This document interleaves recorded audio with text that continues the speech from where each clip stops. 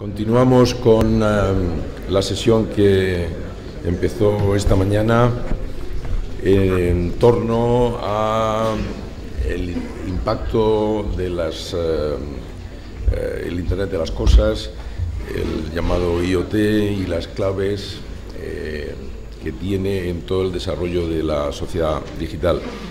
Tenemos una mesa en la que hay representantes de empresas que van a dar, pues cada uno, yo creo que una visión bastante complementaria de lo que es este Internet de las cosas y cómo pues una IBM, una empresa de servicios, cómo se está planteando los retos que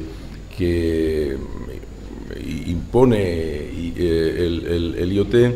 Telefónica, una empresa con el suministro de red, pero también me imagino con el deseo de ofrecer servicios de IoT, cómo va a afrontar ese reto.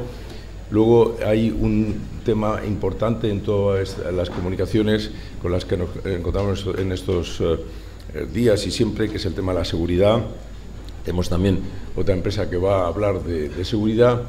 Y por fin tenemos una fundación que hablará de los temas de normalización, porque al fin y al cabo la posibilidad de interconexión de todos estos tecnologías, productos, sistemas, especialmente cuando hablamos del Internet de las cosas con un campo tan diverso de aplicación, es fundamental el trabajar sobre normalizaciones que permitan que haya interconectividad entre las diferentes plataformas y los diferentes productos.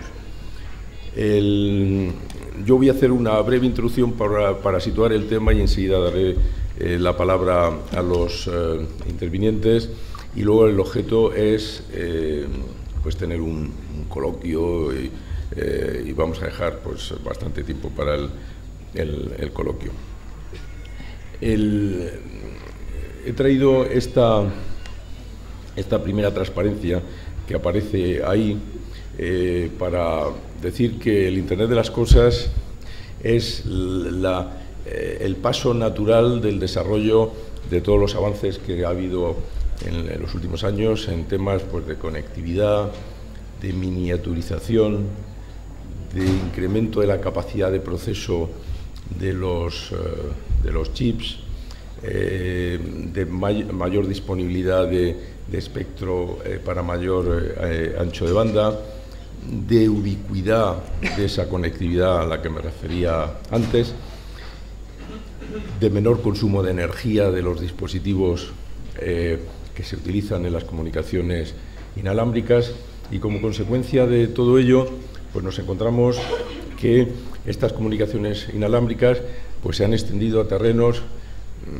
tan diversos, si los pensamos con la perspectiva de unos años atrás, pues como los que aparecen ahí en la transparencia que está proyectada.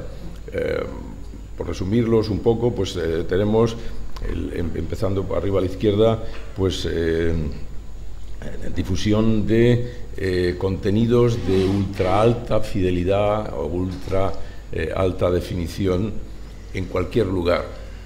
Todos ya os estáis acostumbrando a bajaros vídeos de alta definición, y lo que no sea vídeo de alta definición pues parece de segundo nivel, de segunda clase, y se menosprecia, y como consecuencia de eso los retos que se le plantean a los suministradores de red, pero también a los fabricantes de dispositivos, son cada vez más grandes en cuanto a cómo dar cabida a esa demanda que hay de ultra alta definición, ultra alta fidelidad en cualquier lugar.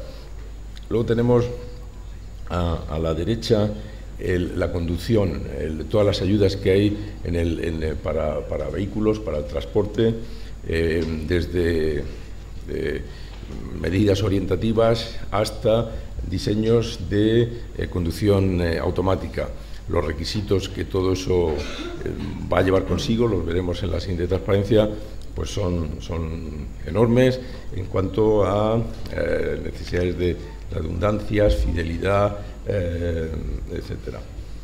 El tema de salud es otra de las áreas donde estas tecnologías, mediante sensores adecuados, mediante la transmisión de información de esos sensores, normalmente al teléfono, y desde el teléfono a la red y a centros de control, van transmitiendo datos de las personas, pero luego también en centros clínicos se utilizan estas tecnologías para hacer diagnósticos remotos o incluso intervenciones quirúrgicas remotas. En energía, usos más eficientes de energía. En fábricas, no hay que hablar de la robotización de las fábricas. En ciudades más sostenibles, ciudades inteligentes, en temas de seguridad y seguridad pública, o en temas de entretenimiento. Es decir, tenemos una amplia diversidad de áreas donde están entrando estas tecnologías, y están entrando, como por lo que decía antes, como consecuencia de los avances que está habiendo en conectividad, en reducción del consumo de energía, en capacidad de proceso, en disponibilidad de espectro, etc. Hay estimaciones, pues aquí aparecen, para el año 2035, una cifra de negocio de 12 trillones. Estos trillones son americanos, que serían billones europeos. Billones latinos, porque los anglosajones europeos también utilizan el trillón. O sea, son cantidades importantísimas de la incidencia que estas tecnologías están teniendo. Y aquí lo que quiero resumir es, como consecuencia de todos esos diferentes campos de actuación, lo que se le está pidiendo a estas tecnologías y a este Internet de las cosas, y lo asocio con el 5G, porque todo el esfuerzo del 5G va en la línea de establecer normativas y estándares que aglutinen la posibilidad de que tecnologías puedan ofrecer servicios aparentemente tan dispares como los que aparecen resumidos en este gráfico. Tenemos, por un lado, en el color verde, lo que hemos llamado aplicaciones para misiones críticas, donde hace falta un control sin fallos de la actuación que se esté haciendo. En la parte baja, el color lila, es las comunicaciones móviles de banda ancha en su capítulo más exigente. Y la parte azul, de arriba a la izquierda, es el Internet masivo de cosas y de objetos. Entonces, si vemos los requisitos que hacen falta para cada una de esas líneas, pues vemos que, por ejemplo, para misiones críticas, pues necesitamos una seguridad extrema, una fiabilidad, ultra alta fiabilidad, un tiempo de respuesta bajísimo. Si estamos pensando en una ayuda en la conducción, no nos podemos permitir el lujo de que el tiempo de respuesta sea de segundos, cuando tienen que ser milésimas de segundo, porque si no puede haber un accidente, o en una aplicación en una central nuclear, o en tema de una intervención quirúrgica. Y el extrema movilidad. En el caso de móvil de banda ancha, con aplicaciones más avanzadas, pues necesitamos una capacidad de transmisión extrema del orden de los terabits.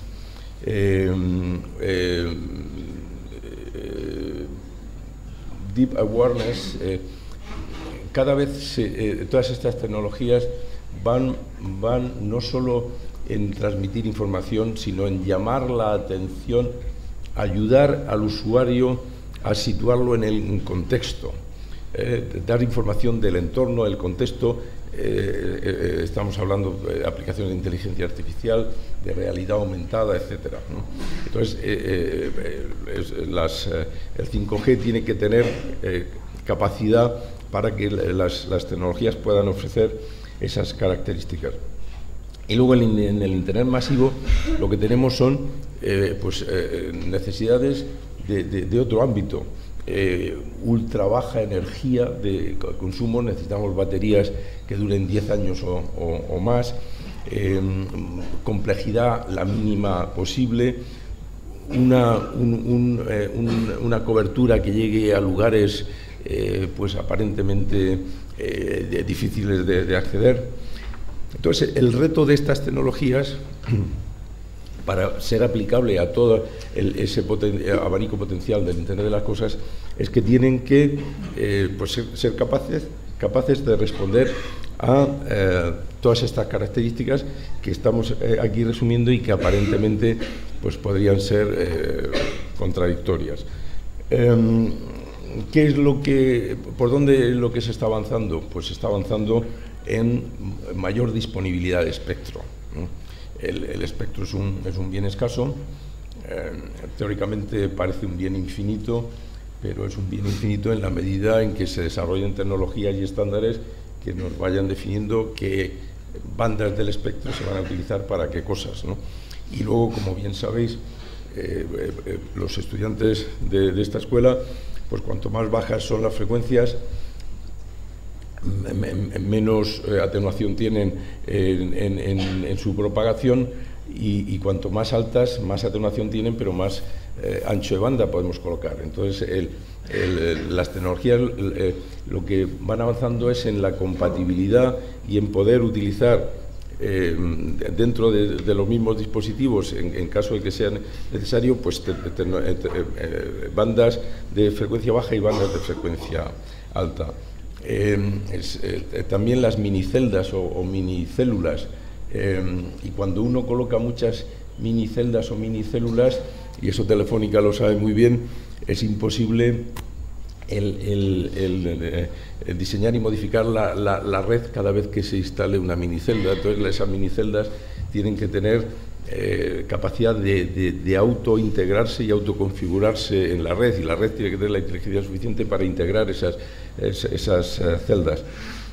Cancelación de interferencias. Con tanta minicelda, tanto dispositivo, hay muchas interferencias, y entonces las tecnologías tienen que ir desarrollándose para ser capaces de ir eliminando todas esas interferencias que se produzcan. Bueno, con esto solo quiero situar el área en la que estamos, viendo tecnológicamente de dónde partimos y a dónde queremos llegar.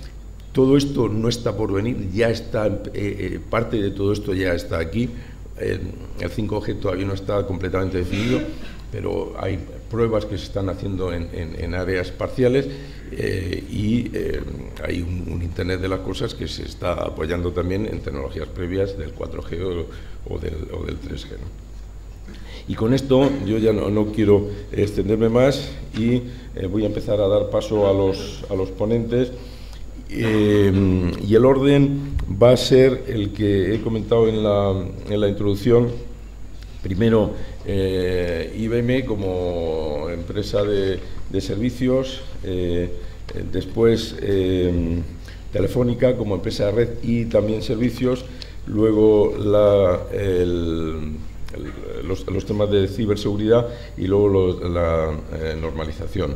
Entonces, por parte de IBM, pues tenemos a Enrique Díaz Plaza, que es ingeniero superior industrial en el ICAI y es responsable de desarrollo de negocio en IBM España, Portugal, Grecia, Israel, y fundamentalmente enfocado a los sectores de energía, gas, petróleo y utilities, bueno, en general, ¿no? Ha trabajado también en desarrollo y despliegue de ciudades inteligentes y en programas de I+D, tanto nacionales como internacionales. Por lo tanto, yo creo que nos puede aportar una visión de primera mano de cómo está afrontando una empresa tan grande como IBM todos los retos y las opciones y las posibilidades del Internet de las Cosas. Pues muchas gracias. Agradecer a la organización, a la cátedra, a los patronos, a todos ustedes. No sé si llamar de usted o de tú, porque veo tanta juventud y tanto conocimiento junto que... Bueno, a veces llamaré de usted y de tú, me disculpan o me disculpáis. Bueno, estoy encantado, la verdad, de estar aquí, de poner un poquito mi granito de arena dentro de esta mesa, que es... Retos, tendencias, tecnologías en la IoT, ¿no? Creo que se titula, con lo cual, pues bueno, pues es una mesa de 5 días. Vamos a intentar a ver qué decimos en más o menos una hora y, bueno, pues va a ser complicado. ¿Qué es lo que me gustaría a mí posicionar dentro de mi punto de vista, como muy bien comentaba el moderador? Pues básicamente, ¿cuáles son las tendencias que el mercado ve en los próximos años y hacia dónde puede ir lo que es el tema del Internet de las Cosas y del IoT y demás?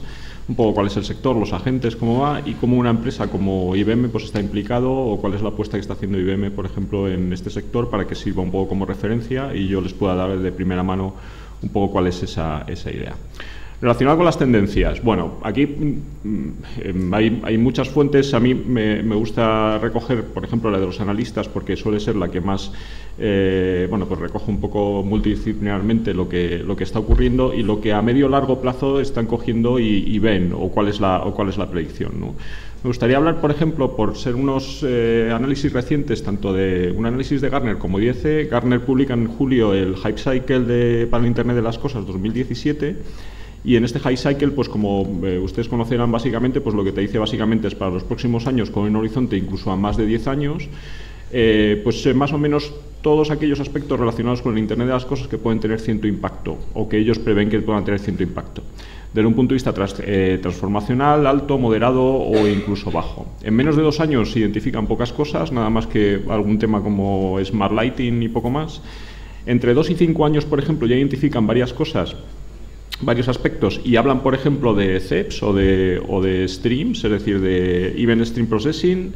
Hablan, por ejemplo, de plataformas de coches conectados, de plataformas de IoT y un poco cuál es su importancia, de Machine Learning como uno de los puntos transformacionales y que van a ser interesantes o van a ser necesarios. Es decir, fíjense ustedes un poco, lo que intento hacer ver es todo el tema de Internet de las Cosas, y sí, toda la parte de sensores y comunicaciones y demás, pero hay todo un mundo alrededor de Internet de las Cosas que es lo que se espera que en los próximos años se desarrolle para que justamente lo que estamos viendo ahora tenga éxito y justamente los modelos de negocio y todas las implantaciones puedan coger y puedan ir adelante en los próximos años. Habla de más cosas, ¿no? Y habla, por ejemplo, de arquitecturas justamente en el borde o arquitecturas Edge, por ejemplo, de integración de Internet de las Cosas. Es un punto muy interesante que nosotros identificamos, es decir, ya puedes tener tus dispositivos, tus sensores y demás, que si no los tienes integrado con el mundo exterior y con lo que tienes ahora mismo, no tienes absolutamente nada. Y básicamente Gartner lo que también indica es justamente ese tipo de cosas. Por cierto, y sobre todo para la gente que está ahí arriba y demás, pues habla de todo ese desarrollo, digamos, de bajo coste o ese tipo de dispositivos que lo que permiten justamente es impulsar el desarrollo del Internet de las Cosas, las típicas plaquitas y demás para poder coger y hacerlo. Y efectivamente sí que puedo coger y puedo comenzar, por lo menos para poder coger y, basado a lo mejor en una tecnología, en una aproximación ágil, poder coger y empezar a lanzar productos, testarlos, etcétera, etcétera, con lo cual es lógicamente muy importante e interesante. Habla, por ejemplo, como el único protocolo que nombra MQTT, que supongo que les sonará a todos ustedes, Message Queue Telemetry Transport. No sé si saben, por cierto, que lo crea IBM, es decir, lo define IBM hace ya varios años. Por cierto, en aspectos relacionados con temas de gas, temas de gestión, por ejemplo, de tuberías y demás, y lo dona a la comunidad, y es uno de los protocolos más utilizados en Internet de las Cosas, como ustedes, por ejemplo, sabrán. Y luego, dentro de lo que pueda ser un horizonte de 5 o 10 años, pues habla de aspectos como puedan ser tanto temas, por ejemplo, éticos, es decir, el Digital Ethics, va a ser, lógicamente, absolutamente necesario, ya no solamente por lo que es la parte tecnológica, sino por cómo ese puede tener impacto sobre lo que es la vida. Seguridad, Edge Analytics, por ejemplo, LPWA, que supongo que comentarán, yo ahí no me voy a meter aquí en este fregado, pero los Narrowband IoTs, los LoRa's, los Sigfox, etcétera, etcétera, y cuál va a ser el impacto y cuál va a ser justamente el desarrollo y demás. Y luego, para más de 10 años, por ejemplo, pues hablan algo más de vehículos autónomos y demás. Sí quisiera destacar un punto que nosotros estamos viendo desde IBM, que es el Digital Twin, que ellos, por ejemplo, la gente de Gartner coloca dentro de estos 5 o 10 años, sobre todo porque, bueno, hay varias definiciones. De hecho, hace varias décadas la DARPA, que es la Defense Advanced Research Projects Agency de Estados Unidos, coge y lo define, pero sin embargo yo lo empiezo a ver un poquito más presente desde hace unos 2 años aproximadamente o algo así, ¿no? Pero básicamente, si bien hay varias definiciones, es algo así como la contraparte virtual de un objeto.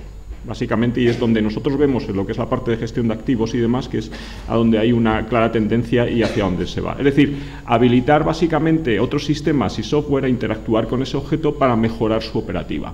Claro, nosotros lo que vemos es, si bien actualmente se estima que ni el 1% de los objetos o sistemas estén modelados bajo este paradigma, pero lo que sí es cierto es que sí lo vemos como una tendencia y al final lo que va a suponer va a ser generar datos, procesar esos datos, pillar analítica, etcétera, etcétera. Si vamos a lo que dice IDC hace menos de un mes en un report que saca sobre las 10 predicciones que esperan en este 2018 para los próximos años hasta un horizonte de 2021, bueno, pues por pasar muy rápidamente, básicamente la predicción 1 dice, oye, la ciberseguridad es importante, aproximadamente el gasto va a aumentar un 25%. En la predicción 2 lo que te dice básicamente es, estimamos que para 2020 el 10% de los proyectos de blockchain, no sé si han oído hablar, de la parte de blockchain van a estar relacionados con datos generados dentro de lo que son plataformas y sensores IoT. La predicción 3 lo que te dice es que para 2020 el 50% aproximadamente de los activos van a ser lo que llama self-sustaining, es decir, que van a tener, digamos, mantenimientos adecuados y basados en machine learning, inteligencia artificial, etcétera, etcétera, de tal manera que ellos mismos se van a coger y se van a configurar, etcétera, etcétera, según lo que comentan. La predicción 4 lo que dice es que para 2020 el 30% de las compañías, de las 2.000 mayores y demás, van a utilizar Digital Twins.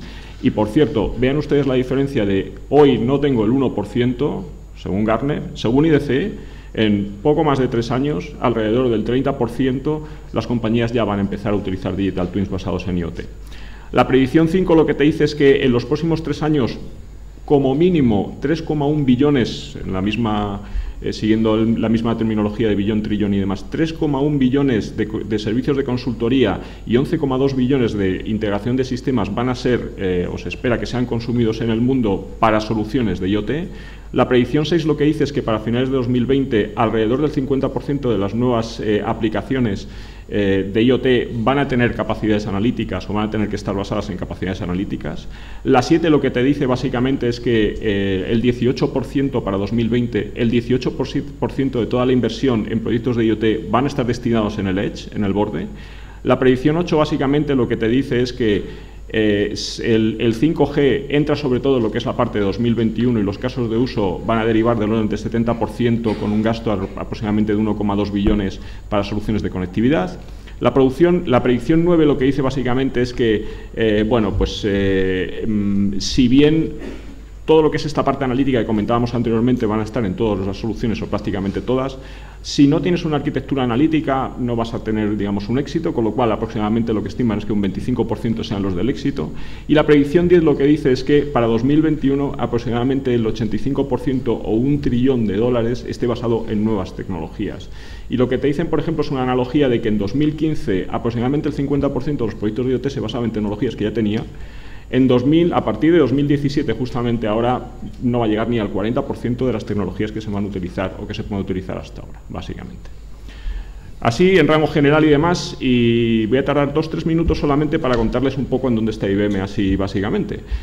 Se comentaba anteriormente que es una empresa de servicios. Bueno, efectivamente, se puede coger y definir una empresa de servicios, es algo más, y de hecho un poco por su creación y demás, que se funda en 1911, y que yo sí quería destacar un par de datos solamente, y es que, aunque no se suele saber, pero es líder de patentes en Estados Unidos durante 24 años consecutivos, no son otras empresas, es IBM, 8.088 patentes, por ejemplo, el año pasado, y destina aproximadamente unos 6.000 millones de dólares en investigación, tiene 3.000 investigadores, tiene lingüistas y cosas muy raras, justamente para poder coger y sacar productos, soluciones y dar respuesta al mercado, como por ejemplo lo que pueda ser la parte de IoT.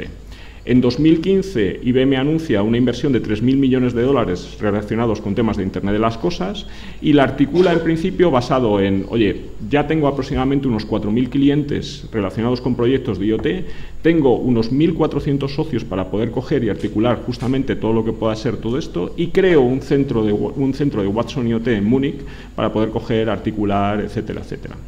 ¿Cómo enfoca IBM lo que es la aproximación? Pues como comentamos anteriormente, no solamente lo que pueda ser la parte de consultoría y demás, o pueden ser las distintas líneas de negocio, sino también en soluciones. Y las soluciones, como las plantea, es, digamos, de abajo arriba, es decir, desde lo que es una parte, digamos, más básica de soluciones para lo que pueda ser esa definición, para lo que pueda ser esa gestión justamente de lo que puedan ser los datos y lo que puedan ser los distintos dispositivos, pero luego para soluciones industriales y que puedan tener un flavor industrial para poder cubrir todo ese end-to-end que veíamos anteriormente. ¿Y por qué son buenas, por decir así, o bien aceptadas las soluciones de IBM? Pues yo destacaría unos puntos principales. Uno, por el enfoque para cubrir justamente los puntos anteriores. Dos, y antes se comentaba, cubrir requerimientos funcionales y no funcionales, escalabilidad, la seguridad, la disponibilidad y todo este tipo de cosas. Tres, porque tienen garantía en principio de lo que es el funcionamiento, y asociado a esto, cuatro, porque cuando se lanza una solución hay una garantía de un roadmap, hay una garantía de una hoja de ruta, hay una garantía de que eso va a coger y va a continuar, y miren ustedes un poco lo que comentaban anteriormente los analistas y demás. Y por último, 5, yo destacaría de que porque hay recursos locales y globales, es decir, tanto esos laboratorios que en principio hay y 12 laboratorios de investigación, etcétera, etcétera, lo cubren de una manera, digamos, global, pero nosotros aquí también en España, y es una empresa que lleva 91 años también en España, lo cubrimos de forma local y así ayudamos también a nuestros clientes. Siento haberme pasado, pero más o menos por destacar un poco los puntos, y luego si hay cualquier duda, pues me pongo a su disposición. Muchas gracias. Muy bien, pues muchas gracias, y ahora el turno es para Telefónica con Javier García Puga, que es el responsable de tecnología IoT, es ingeniero de telecomunicación por la Universidad de Alcalá de Henares y MBA por la Universidad Politécnica, y es el responsable de tecnología en la unidad global de Internet de las Cosas en Telefónica, y es también miembro del Consejo de la Alianza Europea para la Innovación en IoT, y además tiene patentes, lo cual pues siempre es un punto interesante como experiencia personal a la hora de poder transmitir experiencias en temas de innovación y de progreso. Muy bien, muchas gracias. Yo había traído una presentación para contaros un poco cómo es en Telefónica el framework con el cual trabajamos de cara a exponer los diferentes retos a nivel tecnológico que estamos identificando. Pero bueno, como no la veo, tampoco es estrictamente necesario. En nuestro caso en Telefónica, igual que en el caso de Cepsa, comentaban el modelo de 3 capas, nosotros estamos trabajando con un modelo de 4 capas más una, ¿vale? Empezamos por la primera capa, que para nosotros, para Telefónica, es la más importante, que es la capa que comentamos, que es de los activos físicos, que aquí es donde estamos encauzando o englobando toda la parte de los dispositivos, que en el IoT es de lo más importante, por no decirlo más. Son esos dispositivos que gracias a los sensores van a ser capaces de conectar, de recibir la información física del mundo físico y, utilizando la parte de las redes de comunicaciones, transmitirla hacia las aplicaciones, servicios y plataformas. Aquí uno de los mayores desafíos que nos encontramos es cómo conectamos esa gran cantidad de cosas, esos 25 billones que se mencionaba en la presentación, ¿no? Cómo los conectamos de manera inalámbrica. Obviamente nosotros en Telefónica nuestra apuesta es clara hacia la tecnología celular. Hemos venido desempeñando estos últimos años una carrera hacia tener tecnologías celulares de mayor capacidad orientada a las personas, ¿no? De cara a que las personas puedan ver vídeo, puedan visualizar contenido multimedia, se puedan comunicar entre ellos. Pero de cara a resolver este reto de conectar las cosas, hemos tenido que iniciar el camino contrario, el camino orientado a cómo somos capaces de trabajar con cosas que transmiten muy pocos datos, ¿no? Sobre todo con el objetivo de que les dure más la batería, que la cobertura sea capaz de alcanzar los interiores, ¿no?, de los edificios, que el dispositivo sea más barato. Entonces, eso ha sido uno de los principales retos y que a día de hoy se están resolviendo con la evolución de las llamadas redes LPWA, Low Power Weight Area. Y aquí, como ya se ha mencionado en la anterior exponencia, estamos hablando principalmente de Narrowband IoT y LTE-M, ¿vale? La segunda capa que tenemos en nuestro modelo de referencia, framework, es lo que llamamos la capa de sistemas, la capa de IT. Ahí es donde tenemos las plataformas que exponen la inteligencia que pueden tener nuestras redes para que sean accionadas por las empresas que están desarrollando objetos conectados. Aquí hablamos de las plataformas de conectividad gestionada y las plataformas de gestión de dispositivos. Aquí los retos a los que nos vamos a enfrentar en el IoT es, una vez que tengamos desplegado cientos o miles de dispositivos que pueden ser parte de nuestra solución, ¿cómo hacemos una gestión eficiente de ellos, ¿no? ¿Cómo somos capaces de, una vez desplegada en el campo, identificar si sucede algún problema? ¿Cómo podemos detectar qué está pasando? Ahí nuevamente las telcos, en concreto Telefónica, pues ofrece plataformas que dan visibilidad de lo que está sucediendo a nivel de las comunicaciones. Podemos identificar en cualquier momento en qué estado está el objeto, si está registrado en la red o no, si tiene algún tipo de problema en cuanto a la comunicación, ¿no? Son cosas que para despliegues masivos es algo imprescindible, con lo cual tienes que trabajar. Tercera plataforma. Ahí hablamos principalmente de las plataformas de IoT, que últimamente pues tanto aparecen en noticias, sobre todo por la gran cantidad de empresas que se han creado. Plataformas cloud, que al final lo que nos ayudan es a procesar los datos que estamos recibiendo de los dispositivos y exponerlo al mundo de las aplicaciones y los servicios para que sean utilizados, ¿no?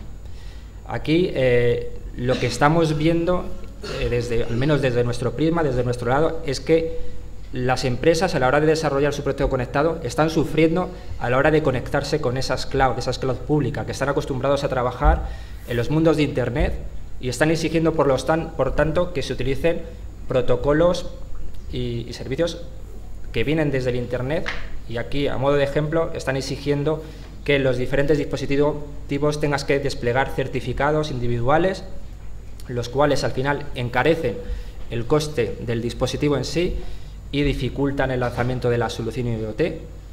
Este desafío, o al menos nuestra premisa, es cómo desde las redes de los operadores, redes LTE que ya son seguras, que podemos establecer canales cifrados entre el dispositivo y esa cloud, podemos facilitar esos procesos de provisión para que al final la solución sea menos costosa y se pueda desplegar de una manera más sencilla.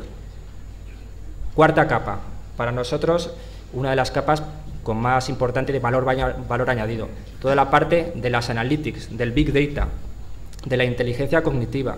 Aquí estamos hablando de las capacidades que nos van a ayudar a extraer la inteligencia de los datos que vienen de los dispositivos, los insights o las conclusiones que no son obvias, ¿no? Para ello estamos hablando de la aplicación de tecnologías de machine learning, inteligencia artificial y demás. Aquí uno de los retos que vislumbramos, y de hecho en la ponencia de CEPSA se comentaban, por un lado los dispositivos van a generar una gran cantidad de datos, ¿vale?, que en muchos casos no va a ser viable llevarnos toda esa cantidad de datos a la cloud para procesarlo. Necesitamos elementos intermedios que sean capaces de realizar un procesado y un accionamiento casi en tiempo real. Y aquí es donde estamos hablando de las tecnologías de Edge Computing o de Fog. Esta inteligencia que despliegas o bien en el dispositivo o bien en los nodos de red de un operador como puede ser Telefónica, que pueden ayudar a desplegar esa inteligencia para procesarla en local, de manera que a la nube solo subas los datos que realmente te van a interesar procesar más adelante, ¿no? Y por último, la última capa que desde luego tienes que considerar y es súper importante en todas las soluciones de IoT, es una capa transversal al resto y es la de seguridad de IoT. Si no somos conscientes de que a la hora de desarrollar una solución desde el principio apliquemos medidas de seguridad en cada una del resto de las capas, podemos matar nuestro proyecto, podemos matar en nuestro negocio. Ahí está la orden del día, que prácticamente cada semana aparecen noticias de ataques, de exposición de ciertos objetos conectados, ¿no? Tenemos hace unos años el ejemplo del Jeep Grand Cherokee, en el cual unos investigadores a través de la Wi-Fi consiguieron hackear el vehículo, ¿no? Y aunque fue un experimento pues a nivel de investigación, permitía controlar el vehículo. Y en el caso de Jeep, lo que supuso fue tener que llamar a más de 1,5 millones de vehículos. Imaginaros el coste que supuso para Jeep. Obviamente, en el caso de Tesla sucedió lo mismo, pero como tenían preparado de antemano toda la parte de actualización remota, el impacto fue mínimo. Entonces, por terminar, 2 mensajes. En el caso del IoT hay un montón de desafíos, pero gracias a la evolución de las tecnologías que están ofreciendo, estamos trabajando para que esos desafíos tengan menor impacto para el cliente. Muchas gracias.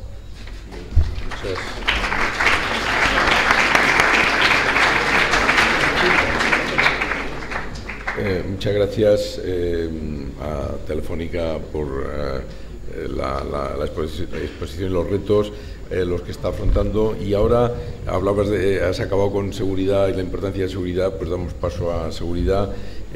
Aunque el programa dice que el ponente iba a ser Óscar Navarro Carrasco, quien nos acompaña es Armand Pascual Roldán, pero también de la misma empresa, del grupo S2, responsable con experiencia y responsabilidad en ciberseguridad industrial, y por lo que he visto, pues trabajan bastante en temas de medio ambiente, de aguas, de energía eléctrica, pero tú ahora nos explicarás en más detalle la experiencia y cómo ves tú los retos del IoT en términos de seguridad, ¿no?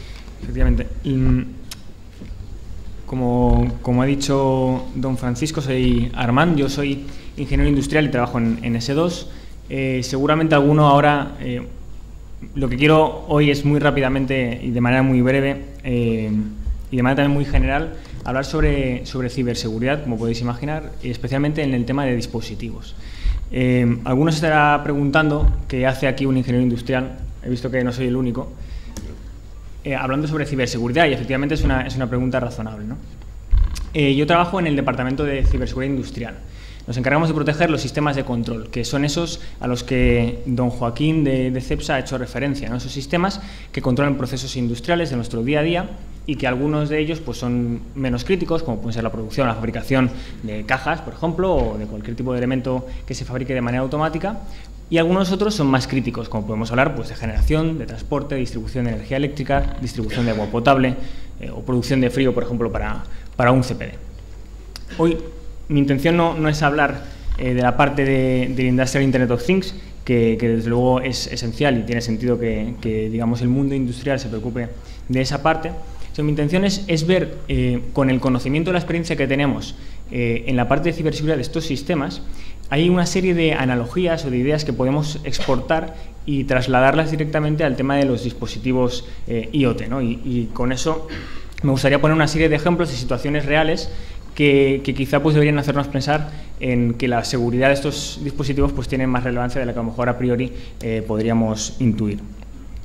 Como idea general, una de las cosas que nos ha pasado en los sistemas de control industrial es que hemos tenido que introducir la tecnología después de construir los sistemas, ¿no? Los sistemas de control industrial, tal como los conocemos ahora, con esos sistemas automáticos, son de los años 70, del principio de los 70. Y a medida que la tecnología ha ido avanzando, hemos introducido nuevas capas de comunicaciones que nos permiten interactuar con esos sistemas. Y una vez nos hemos encontrado con los problemas de ciberseguridad, hemos intentado corregirlos. Y nos encontramos, por ejemplo, con uso de contraseñas por defecto, nos encontramos con uso de protocolos no cifrados o débilmente cifrados, nos encontramos, como ha dicho el compañero, con cuestiones de no gestionar adecuadamente las vulnerabilidades que puedan salir a posteriori, ¿no? Y lo cierto es que si uno echa un vistazo a los sistemas de IoT, pues no hace falta tirar la vista atrás mucho para darse cuenta de que esas situaciones también nos estamos empezando a encontrar en el IoT.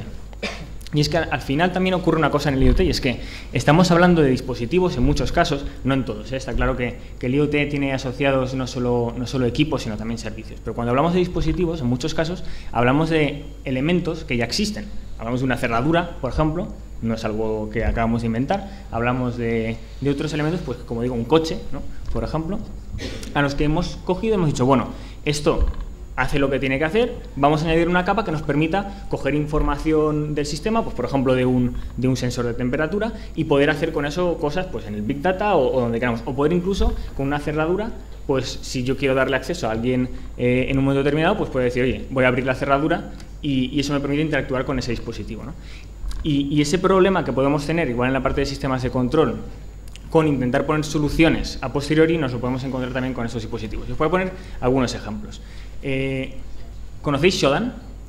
Imagino que la gran mayoría sí, ¿no? Shodan es una especie de Google que lo que hace es indexar dispositivos conectados a Internet. Bueno, es una herramienta abierta y tiene una herramienta específica que es para encontrar imágenes. Si uno se conecta ahí, puede encontrar miles y miles y miles de cámaras conectadas a las que uno puede directamente ver qué están transmitiendo. Y son cámaras de comercio, son cámaras de oficinas, de casas, en algunos casos de vigilabebés, ¿no? Con los problemas de privacidad que eso significa. Y no solo eso, sino que ahí, como anécdota un poco más peculiar, en abril, por ejemplo, se publicó una vulnerabilidad sobre un dispositivo, era un juguete sexual, un dildo, que tenía una cámara puesta, ¿no? Cada uno que piense para qué. La cuestión es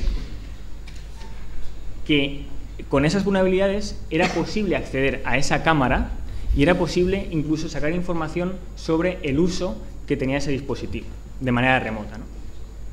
Eso es, desde luego, desde el punto de vista de la privacidad, pues es algo que es preocupante. Podemos hablar ya no solo de los problemas de los propios dispositivos, sino de otras interacciones que pueden tener lugar. Por ejemplo, ¿conocéis Mirai?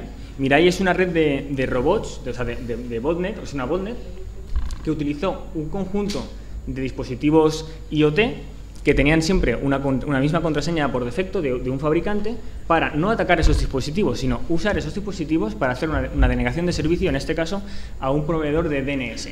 Las consecuencias de eso fue que cuando eso ocurrió, si no recuerdo fue en octubre del año pasado, hace aproximadamente un año, una parte de Internet pareció caída, es decir, no era posible acceder a las páginas web a nivel mundial. Y eso fue por un problema en la ciberseguridad de unos dispositivos IoT. Y hace apenas unos días, investigando, hemos, por ejemplo, encontrado también una nueva botnet que es IoT Reaper, que básicamente es la misma idea, es decir, se intenta conseguir el acceso o el control de un conjunto de dispositivos IoT, pero esta vez, en vez de utilizar una cosa aparentemente tan burda como una contraseña por defecto, se utilizan vulnerabilidades que se han publicado este mismo año, en 2017. Entonces, pensamos cuáles son las posibles consecuencias de eso. Otro ejemplo rápido, conocéis Amazon Key, que es ese kit de cerradura y cámara que ha sacado Amazon en Estados Unidos para poder dar acceso a los que entregan los paquetes en casa. Por si yo no estoy en casa, pues le abro la puerta, ¿no? Bueno, pues hace unas semanas se ha publicado una vulnerabilidad que efectivamente, como Amazon sí que ha contemplado la posibilidad de hacer esas actualizaciones de firmware, pues que ha corregido. Si no lo ha corregido ya, lo va a corregir en breve, ¿no? Otra cosa que nos podemos preguntar es si tiene sentido. Efectivamente, todos los dispositivos son susceptibles de ser vulnerables, antes o después. Pero si ese dispositivo abre la puerta de mi casa, pues a lo mejor es más problemático. Bueno, dejo ejemplos porque si no, no nos da tiempo. Básicamente, aquí yo lo que veo son dos agentes principales en cuanto a los dispositivos. Por un lado, los fabricantes y por otro lado, los usuarios, ¿no? Los fabricantes deben preocuparse del desarrollo seguro, de esa gestión de vulnerabilidades, pero lo cierto es que nos encontramos con una sociedad en la que la velocidad es muy alta, en la que el time to market es muy corto, en el que hay una gran cantidad de pequeñas startups, ¿no?, que están intentando sacar su dispositivo cuanto antes y donde la inversión de tiempo, esfuerzo y al final dinero en seguridad pues es seguramente un problema. Es un problema no solo porque va a retrasar mi producto y lo va a hacer más caro, sino porque además el usuario no percibe el valor de la ciberseguridad y por lo tanto es una cosa absolutamente adicional. Desde ese punto de vista, pues entra el factor usuario, ¿no? ¿Qué pasa con los usuarios? Cuando nosotros compramos, ¿qué queremos que hagan nuestros dispositivos? Que hagan lo que tengan que hacer y que sean cuanto más baratos, mejor. Y seguramente, si existe alguien preocupado por la seguridad, que seguramente cada vez los hay más, no es del todo un factor decisivo para la compra de un dispositivo hoy por hoy, ¿no? Entonces, en ese sentido, debemos seguir trabajando en la concienciación de esos usuarios y en esa mejora de la percepción del riesgo, ¿no? ¿Cuáles son las consecuencias de que yo compre un dispositivo y ese dispositivo no cumpla con una serie de requisitos de seguridad? Muy bien, pues muchas gracias. Y ahora pasamos al último tema que tiene también mucha importancia si estamos hablando de tantas plataformas, de tantas conexiones, de tantos productos, de tantas herramientas. Hay un debate entre si esto se debe estructurar en silos verticales, donde cada uno se mueva con mucha facilidad dentro del silo, pero si sale del silo tenga dificultades, o hay que ir a estandarizaciones para garantizar interconectividad y desarrollos horizontales. Y aquí tenemos a José Manuel Cantera Fonseca, que es profesional de mucha experiencia en el campo de la informática, ha participado en proyectos internacionales de la web móvil y de Internet de las Cosas, y ahora está ¿pronunciáis Fiverr o Fiverr? Fiverr. Es una fundación que lidera iniciativas encaminadas a la adopción de estándares, plataformas abiertas y APIs para el desarrollo de aplicaciones inteligentes. Y me parece que es una manera muy buena para cerrar esta sesión con todos estos retos que estamos hablando y luego proceder al coloquio. Sí, bueno, buenos días a todos. Voy a hablaros un poco del tema en relación con la estandarización en el ámbito de IoT, también con la ruptura de esos silos en los que ahora mismo muchas soluciones IoT se mueven y qué es en lo que estamos trabajando, bueno, tanto a nivel de estandarización como a nivel en la Fundación Fiverr, para lograr un poco esos objetivos. Un poco, si nos fijamos en los temas de estandarización y en general en la industria, en lo que son comunicaciones en el ámbito de IoT, ahora mismo hay una muy buena posición en cuanto a estándares del estilo de Narrowband IoT y bueno, pues Cat1M, etcétera, etcétera. Ahí los telco operators los operadores de telecomunicaciones han sido rápidos en reaccionar frente a otras tecnologías que inicialmente existían como LoRa o Sigfox y tratar de estandarizar comunicaciones en bandas reguladas y llevarlo a 3GPP, etcétera, etcétera. Fue una iniciativa que inicialmente Narrowband IoT empezó con GSMA, que es la asociación de los operadores, y de ahí ya pasó a los organismos más formales de estandarización, como es 3GPP, y ahí yo creo que se está en una muy buena situación. Pero tenemos que ver que hay distintas capas en las que se puede estandarizar, ¿vale? La siguiente capa sería un poco a estandarizar, es en cómo yo, una vez que tengo esas comunicaciones resueltas, es como yo accedo a la información cruda que me está proporcionando esos dispositivos o cómo yo actúo sobre esos dispositivos, ¿vale? Entonces ahí hay digamos, tecnologías de amplio uso, como es el caso de MQTT, que hemos hablado antes, y ahí la estrategia que están siguiendo los organismos formales de estandarización gira en torno a un estándar llamado One-End-to-End. One-End-to-End es un partnership al estilo de 3GPP, es decir, participan los organismos de estandarización, digamos, americanos, asiáticos, europeos en un partnership. Es una iniciativa que ya lleva 3-4 años y un poco lo que persigue es uniformizar la forma en la que yo accedo y gestiono esos dispositivos, partiendo de la base de que hay distintas tecnologías que puede haber ahí subyacentes, y lo que hace un poco One-End-to-End es definir un poco el interworking o una serie de APIs armonizadas para acceder a esos dispositivos, ¿vale? Es decir, que si yo tengo un dispositivo que por debajo va a entender MQTT, pues One-End-to-End me dice, bueno, pues para entenderte con este dispositivo, la forma de hacerlo vía One-End-to-End es esta, ¿vale? Esa es un poco lo que se está trabajando a nivel de estándares. Ahí queda mucho trabajo por hacer en cuanto a adopción. Hay implementaciones abiertas de One-End-to-End, pero hay mucho trabajo en cuanto a adopción. Bien, esa es un poco la segunda capa, ¿no?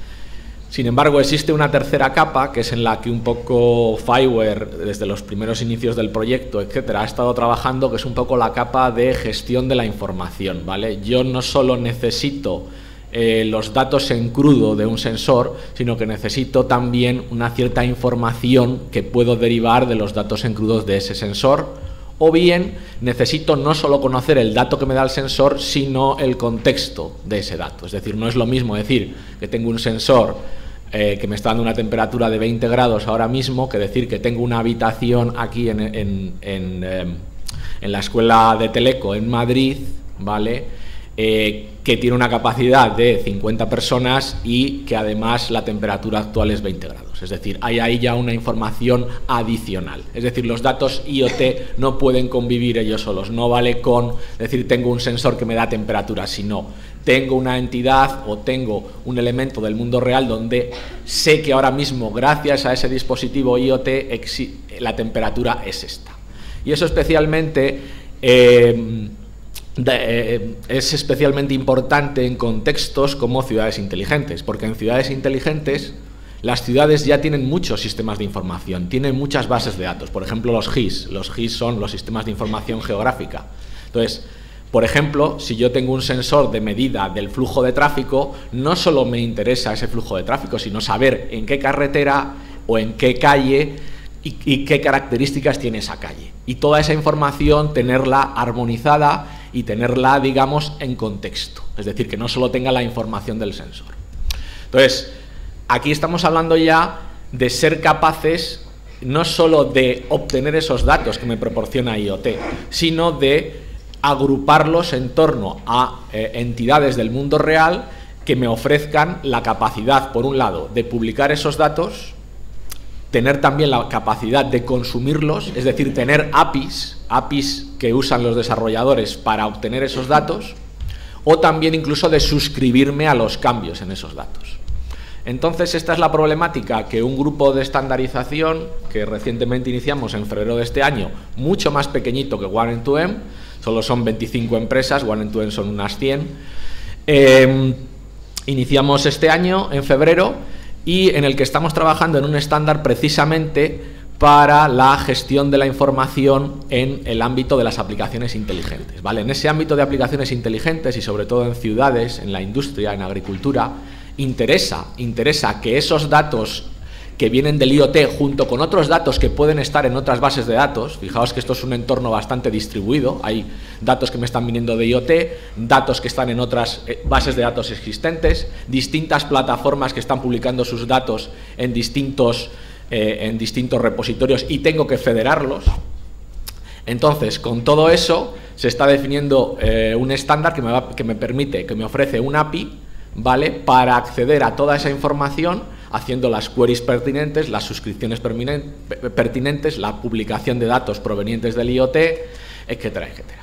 Y eso es un poco lo que FiWare persigue, es pues tener implementaciones de referencia de ese estándar. Existe ya una muy próxima a lo que se está definiendo y estamos trabajando un poco pues por mejorar y por adaptar toda la tecnología a lo que se está definiendo en el ámbito de ETSI. Muy bien, muchas gracias. Y ahora es el turno de la sala. Estamos abiertos aquí a preguntas. Creo que debe haber un micrófono por ahí, ¿no? Aquí.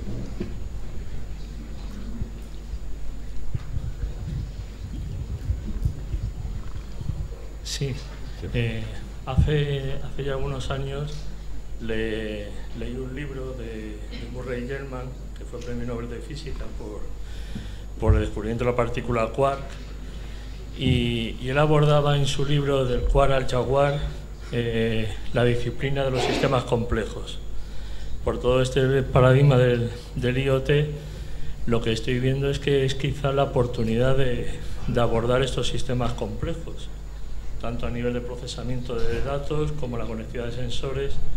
Y bueno, de hecho, algunos colegas míos, yo que soy físico y estudié aquí cercano en la Facultad de Física de la Complutense, pues hay algunos compañeros que luego se quedaron aquí en la escuela de Teleco, otros formaron parte del Departamento de Matemáticas de la Carlos III, y de hecho algunos de ellos están abordando este tipo de problemas y sobre ello. Y bueno, únicamente decir que trabajo en Telefónica, ¿vale?, en la parte de planificación de red. Simplemente creo que como es muy interesante, y de hecho el representante de IBM sí que ha abordado que en el abordaje de estos sistemas tan complejos se tiene en cuenta no solamente a personal técnico y científico, sino también, digamos, de lo que llamábamos vulgarmente de la rama de letras, los lingüistas o los filólogos. Por alusiones, hay un tema, claro, no deberíamos estar varias semanas hablando un poco de todo esto, ¿no? Pero yo creo que hay un tema fundamental y al hilo son los agentes o los stakeholders. Y yo cuento un poco mi experiencia, no me voy a enrollar, pero en mi opinión son absolutamente, todo el mundo es absolutamente clave para desarrollar todo este tipo de proyectos, porque al final no es el desarrollo de un sensor o el desarrollo de un dispositivo o el desarrollo de una red de comunicaciones y demás, no, es coger y poner cada una de esas piezas, digamos, una tras otra y darle sentido.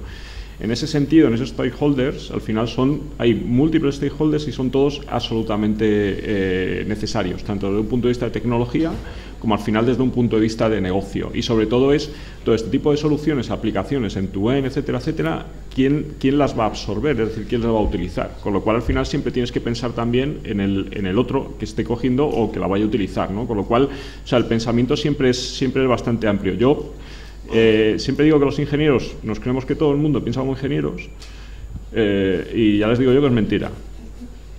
Y al final esto, pues sí, creamos cosas y demás, pero bueno, el 2% o lo que sea lo van a utilizar ingenieros, pero el resto no lo van a utilizar ingenieros. Y ya que lo ha nombrado, solamente por comentar, pues podríamos hablar de qubits, ¿no? Y de la computación cuántica y demás. Pues efectivamente son todos los paradigmas donde IBM, por ejemplo, está apostando, comercializando ya dispositivos de 50 qubits y demás, y otras empresas también tecnológicas, y que por supuesto podríamos ver, digamos, la asociación con todo este tipo de sistemas, claro.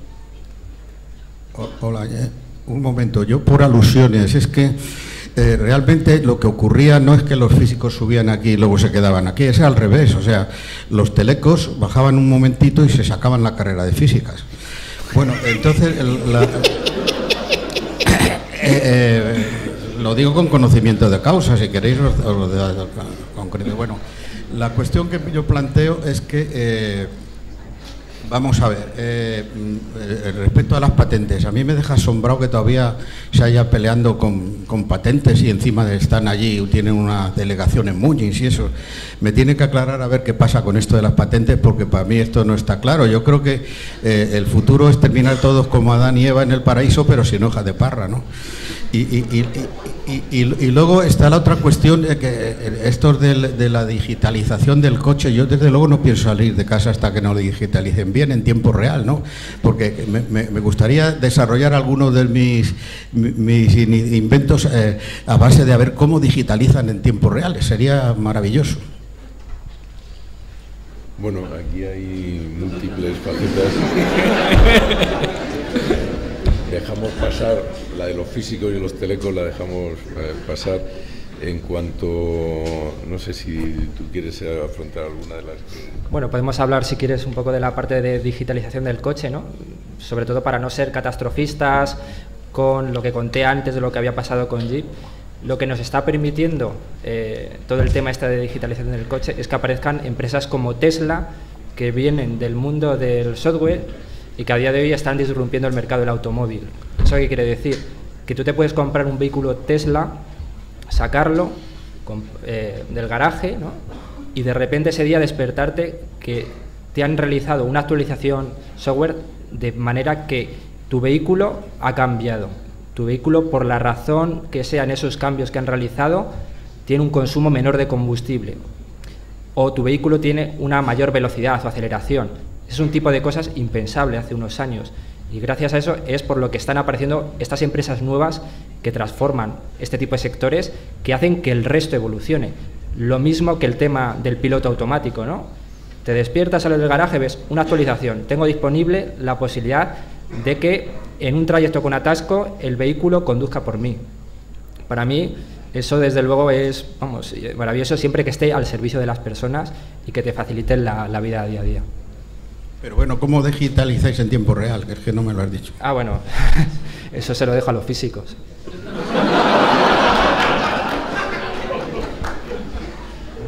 Y el de las patentes, a mí lo de las patentes es algo que... Bueno, hay una persona que creo que ha publicado... Las patentes las hacéis por en fin, presentar una gran importancia, hacen muchas patentes y tal igual, o realmente os sirven para algo.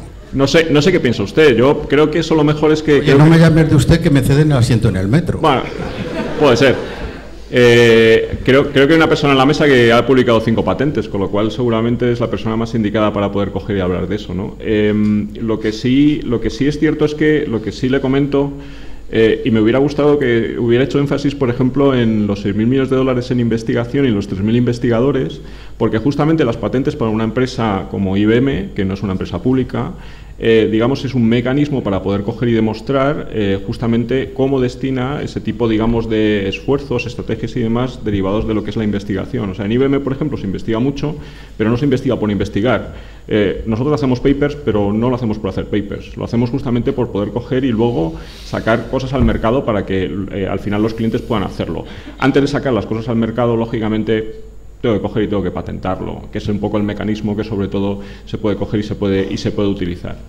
Y al respecto, por ejemplo, del centro de Múnich y demás, pues yo destacaría una cosa, y es que cada vez este tipo de proyectos son de co-creación. Y lo que hacemos, por ejemplo, en Múnich es poner un departamento de co-creación en el cual podamos coger y hacer first of a kind, que llamamos, es decir, primeros proyectos para poder coger, desarrollar, probar esa digitalización en tiempo real o no, por ejemplo, de los vehículos.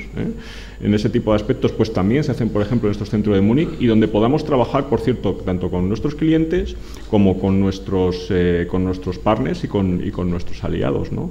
Y, por cierto, el acuerdo, por ejemplo, que acabamos de firmar con el MIT de 240 millones de dólares con un laboratorio de 10 años, el objetivo al final, lógicamente, será, uno de los resultados será patentes, digamos, derivadas justamente de esa investigación en inteligencia artificial, machine learning, seguridad, etcétera, etcétera.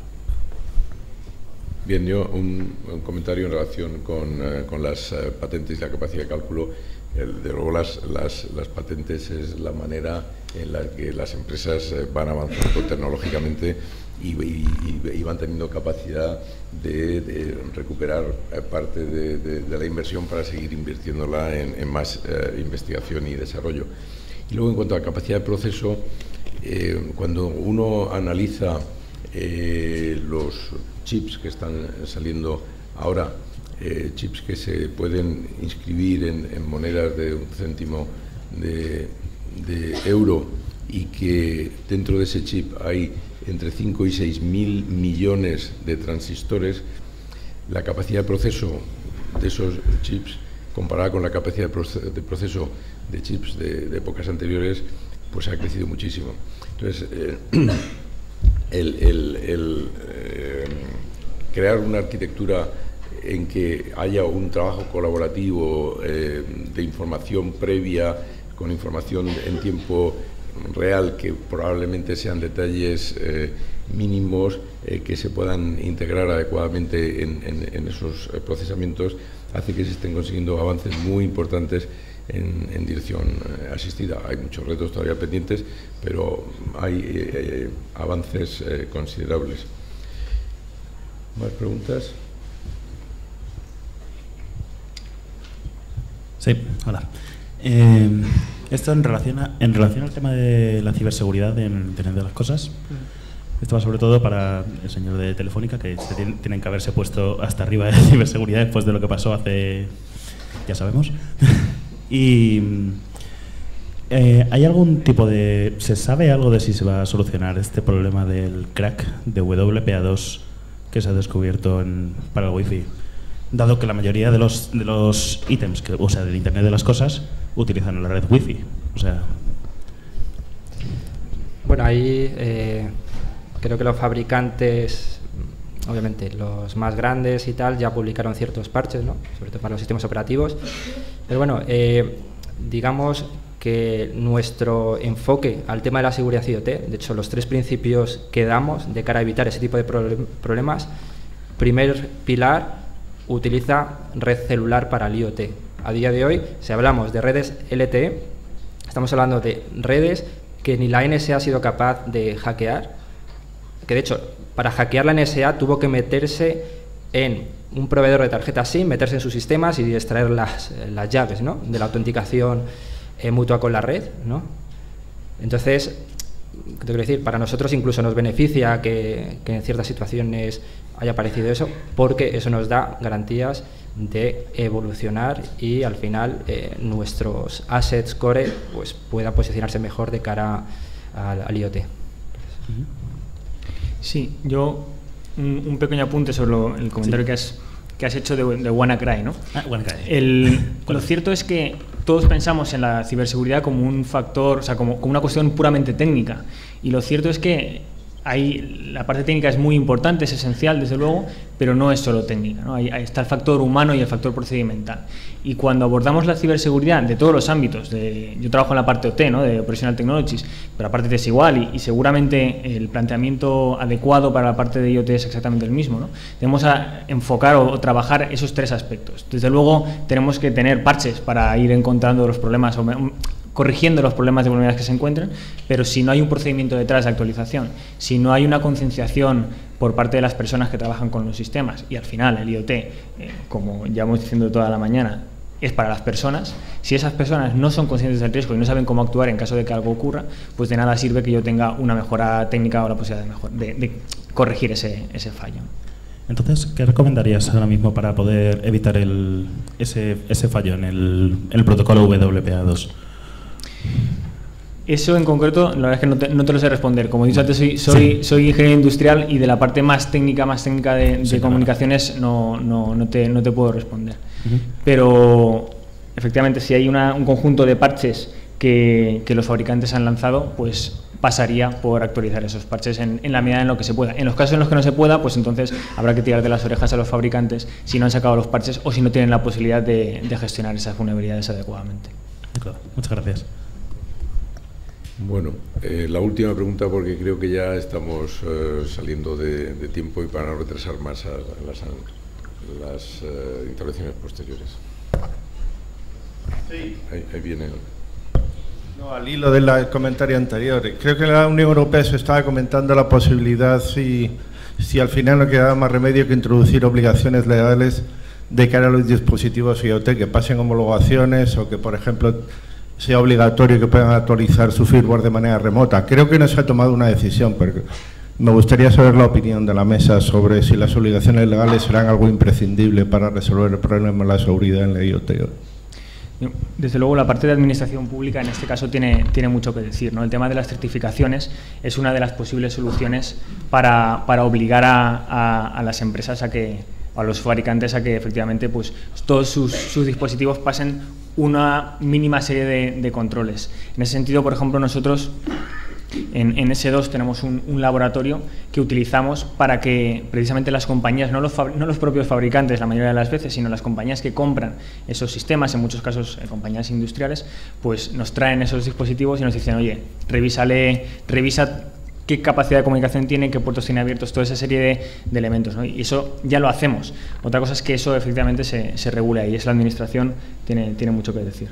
Sí, yo aquí por añadir, en este caso, bueno, Estados Unidos, bueno, si sabes que el Senado creó una normativa efectivamente para regular a nivel de gobierno una serie de consideraciones mínimas, ¿no? Efectivamente, oye, que el firmware sea actualizable, que utilice cierto tipo de protocolos y demás. Nosotros estamos trabajando a través de la GSMA.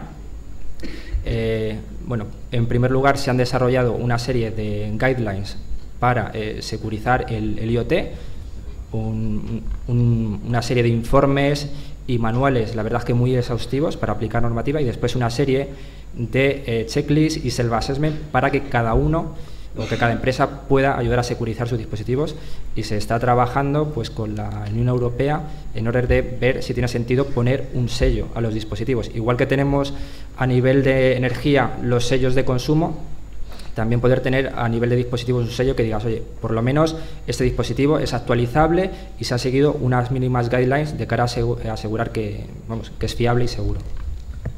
¿Un comentario por parte de estándares en esto?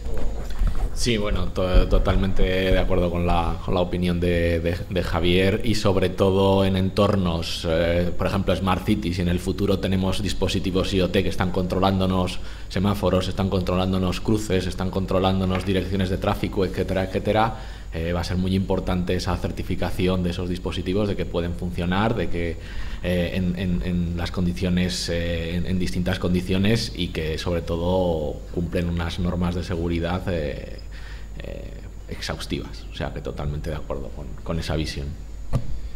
Bueno, y acabamos. Yo creo que queda claro que el gran reto que tiene OT son la gran disparidad de aplicaciones y por lo tanto de requerimientos que van a tener pues los dispositivos o los sistemas que manejen la información que viene de estos dispositivos. En unos casos pues era bajo consumo, en otros mucho ancho de banda, en otros fiabilidad máxima en la transmisión, en otros periodo de respuesta muy corto, y al final, como la tecnología está permitiendo llegar a todas esas aplicaciones, pues habrá que darle solución a todos esos retos y hacerlo de la mejor manera, y yo creo que en esa mejor manera pues los temas de regulación y de estandarización van a ser muy importantes, y la dificultad ahí es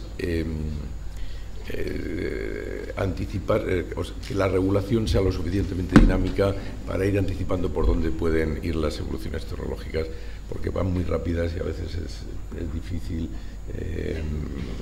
predecir o regular aquello que está todavía por ver. Bueno, muchas gracias a todos, muchas gracias a los intervinientes, gracias a los organizadores, y espero que esta mesa haya contribuido a aportar algo más de información sobre qué va el IoT y cuáles son los retos y oportunidades que tenemos. Muchas gracias.